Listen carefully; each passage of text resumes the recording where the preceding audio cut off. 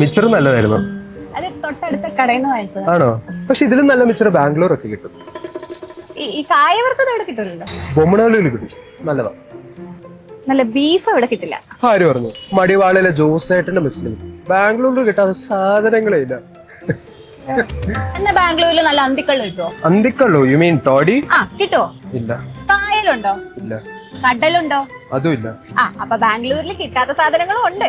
എന്നാ പിന്നെ ഇവിടെ വിനിയാച്ച് ഉണ്ടോ? ഇല്ല. IPL ടീം ഉണ്ടായിരുന്നു, ഇപ്പൊ ഇല്ലല്ലോ. ഇല്ല. എന്നാ ഇവിടെ ചീനവലി ഉണ്ടോ? ചീനവലയോ? ഉണ്ടോ? പുലിക്കളി?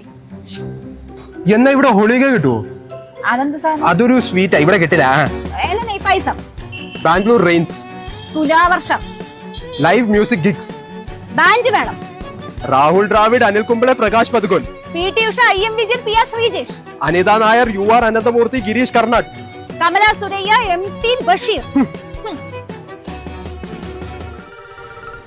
വർക്കൗട്ട് ആവും തോന്നുന്നില്ല. ഹാപ്പി കേരള പിറവി. ഹാപ്പി കർണാടക രാജ്യോത്സവ്. അതെന്താണോ? പിന്നല്ലേ ഈ ദിവസം 2 സ്റ്റേറ്റ്സ് ഫോം ചെയ്തേ. ഓ, അപ്പം ഡിഫറൻസസ് മാത്രമല്ല സിമിലാരിറ്റീസും ഉണ്ടല്ലേ. അപ്പൊ ചിലപ്പോ വർക്കൗട്ട് ആവും. ഭാഷയ്ക്കും ദേശത്തിനുമൊക്കെ അതീതമായി നമ്മളെ ഒന്നിപ്പിക്കുന്ന ചിലതുണ്ടല്ലോ. ഞാൻ, നീ, നാം. ഏവർക്കും റേഡിയോ മാംഗോയുടെയും മനോരമ ഹോർത്തസിന്റെയും കേരള പിറവി ആശംസകൾ. ഒപ്പം ഹാപ്പി കർണാടക രാജ്യോത്സവ.